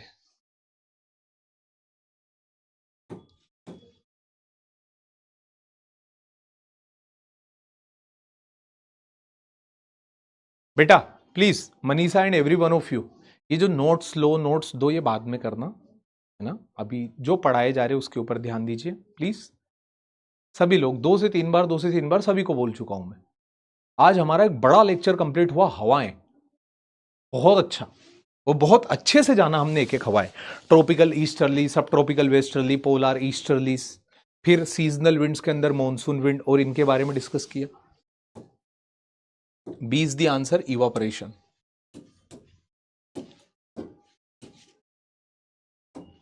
अगला, ये प्रेशर का है। मतलब जैसे हम एटमॉस्फेयर में सतह से ऊपर की तरफ उठते हैं तो हर एक, the surface air pressure 1000।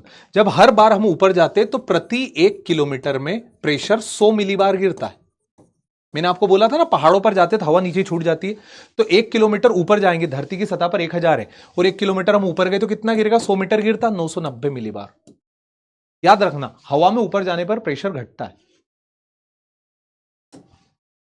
Wind chapter complete बेटा। अगला ये प्रश्न पूछा गया, देख लो। जो आप बोल रहे थे ना कैसे प्रश्न आते, लोकल विंड और सामने उनकी जगह है ना। यामो जापान के अंदर चलती है, हमने पढ़ा था। ब्लैक रोलर नॉर्थ अमेरिका के अंदर चलती है, बिस फ्रांस के अंदर चलती है, और हबूब सूडान के अंदर चलती है। एक 3421 3421 सी इज द राइट आंसर। आई बात समझ में? अगला, consider the following statement about roaring forties. Roaring forties क्या है? 40 डिग्री साउथ पर चलने वाली स्ट्रॉन्ग वेस्टर्लीज, ये पढ़ा था ना हमने। तो they are strong westerly found in the ocean of southern hemisphere. Perfect. The strong east to west air current, westerly wind का डायरेक्शन ईस्ट टू वेस्ट कैसे हो सकता है?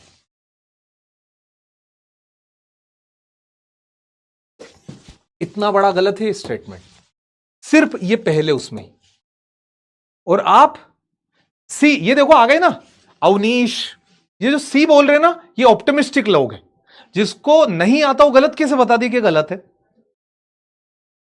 ने हमेशा जब ट्रू फॉल्स आते थे सारी चीज ट्रू लगाता था, या तो सही होगी या मुझे नहीं पता, और मुझे नहीं पता तो गलत कैसे? तो उन्होंने भी वही किया।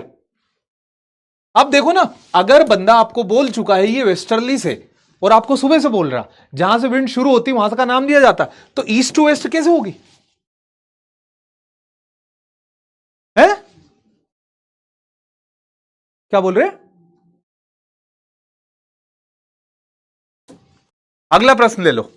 Consider the following statement. The doldrum is low pressure area around equator where prevailing winds are calm. Chinook is hot and dry wind that blows in winter and raise the temperature for the short period of time. क्या प्यारा question है यार, तुम लोग कितना अच्छा question है वो, बताओ।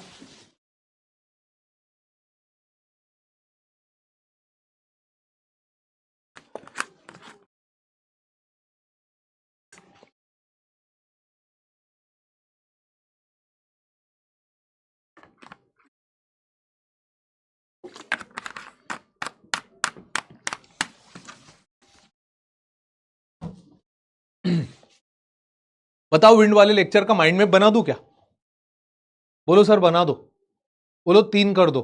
3 कर दूं विंड वाले लेक्चर के डिविजन्स?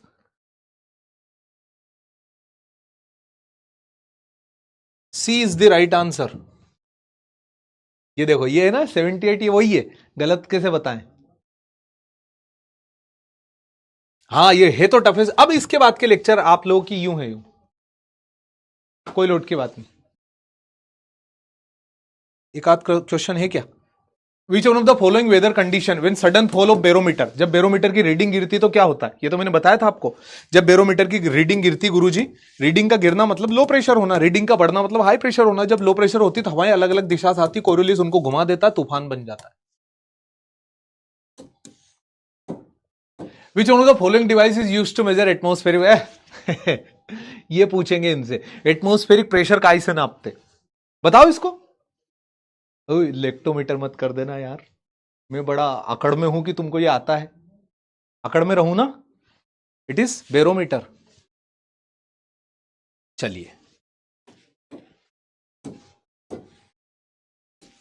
Mind map.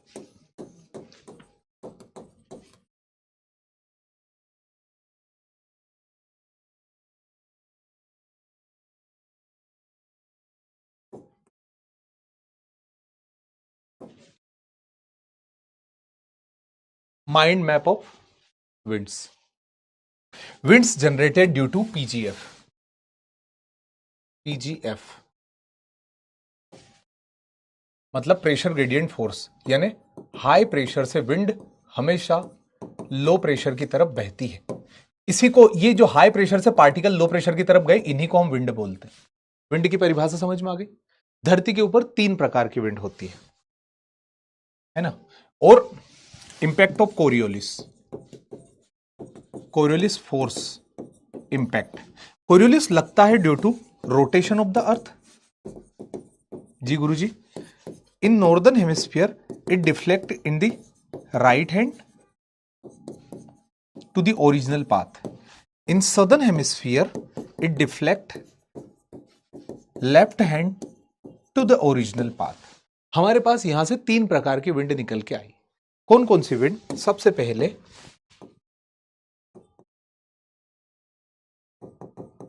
ट्रॉपिकल ईस्टर्लीस, जो कि 30 डिग्री से 0 डिग्री की तरफ आती है ना, नॉर्थ एंड साउथ। फिर सब ट्रॉपिकल,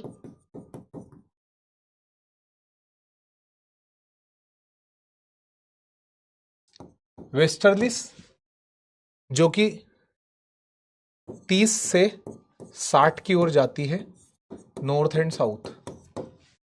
तीसरी पोलार ईस्टर्लिस जो कि 90 से 60 की तरफ आती है, north and south of equator. ये 3 प्रकार की परमानेंट विंड हो गई, 3 प्रकार की। भाई तुम लोग क्या कर रहे हो यार?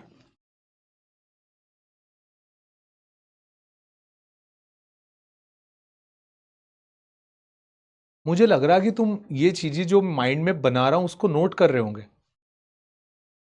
गलत बात है यार।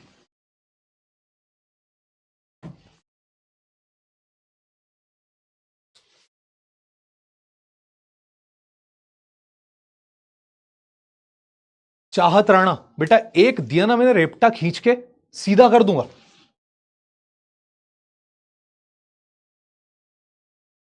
मूर्ख समझ रहे हो क्या मुझे, या खुद मूर्ख हो? यहां चीजें नोट कर रहा हूं मैं, आपस में बातचीत चल रही, नहीं जानना भाई तुम्हारा क्या है। ये पॉइंट चल रहा है यार, इतना बड़ा लेक्चर है वो, उसे कंसाइज करके एक पन्ने में तोड़ रहा हूं। वाह यार, सही है, मतलब अच्छी बात है।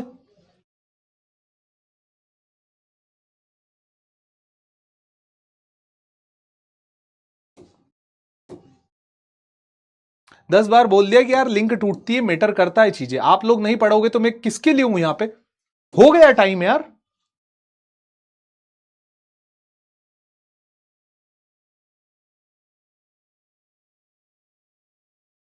नहीं है यार, ऐसा नहीं कीजिए प्लीज, नहीं कीजिए। मेरी भी एक महत्वाकांक्षा होती है आप लोगों से कि मैं पढ़ा रहा हूं, ये लोग सुन रहे होंगे।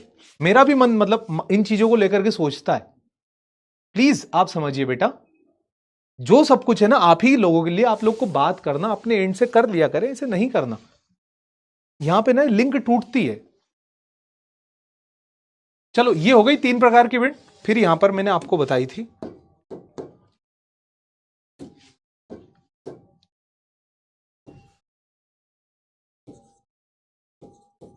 सीजनल विंड, जो सीजन टू सीजन चलती, लाइक मॉनसून,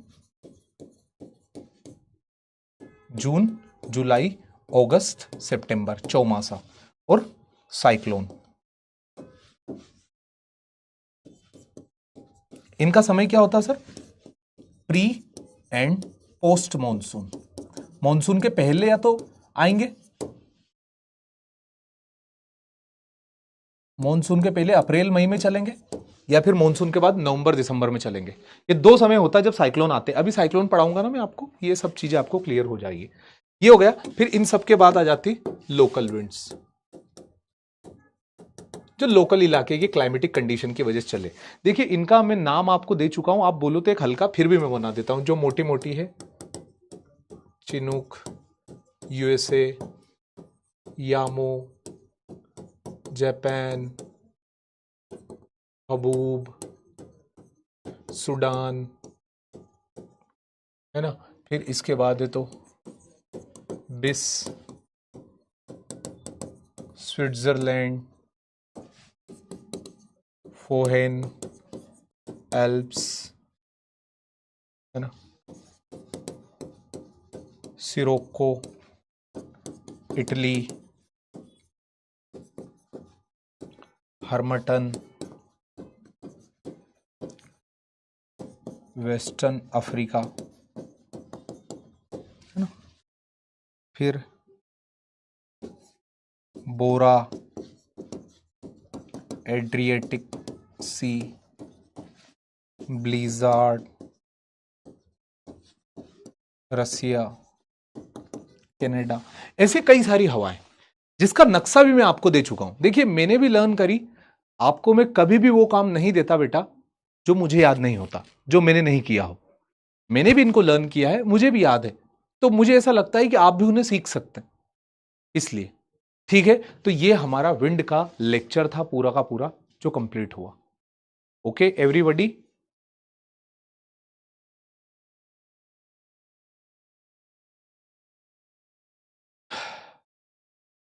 ठीक। अब मुझे बताइए, देखिए revision is a different thing, but जो बताया विंड के बारे में क्या वो क्लियर हुआ? जितना भी विंड के बारे में अभी तक मैंने बताया, मैं हट जा रहा हूं यहां से।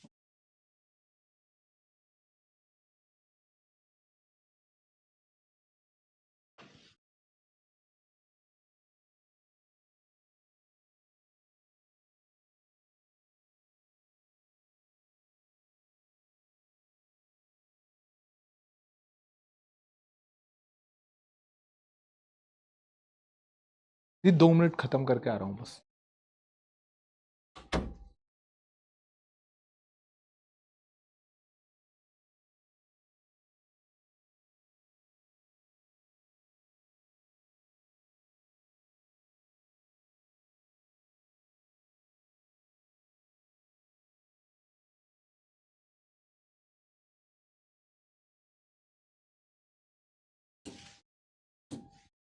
नाइन्टी 96.38, प्लीज थोड़ा रिवीजन कीजिएगा, ये चीज आपको हर आगे भी समझ में आ जाएगी। ठीक है, मैंने सारी वो बता दी, और अगली भी जो क्लास आएगी ना उसमें 5 मिनट लेकर के आपको पूरा फिर से एक्सप्लेन भी कर दूंगा, बट प्लीज थोड़ा सा आप वो कीजिएगा, है ना, मेहनत। और अभी क्या, हाँ मतलब 7:45, 7:50 तक आपको शॉर्ट मिल जाएगा। That will be the farmers day on India. जरूर जानिए हमारे देश के किसान के बारे में। एक शायरी हो जाए, बिल्कुल एक शायरी हो जाए, मूड खराब कर दिया, कोई दिक्कत नहीं। शायरी किस तरह की?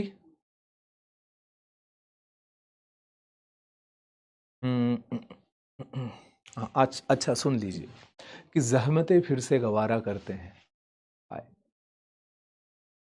जहमतें फिर से गवारा करते हैं, कुछ लोग मोहब्बत दोबारा करते हैं, और इस दिल का क्या करे, काट के कुछ हमारा कुछ तुम्हारा करते हैं। हमारा काम है उनकी तस्वीर देखना, आजकल हम इसी से गुजारा करते हैं, और ये रोज रोज के तंज अच्छे नहीं मित्रा, अगर तू खुश नहीं तो चल किनारा करते हैं। जय हिंद एंड जय भारत।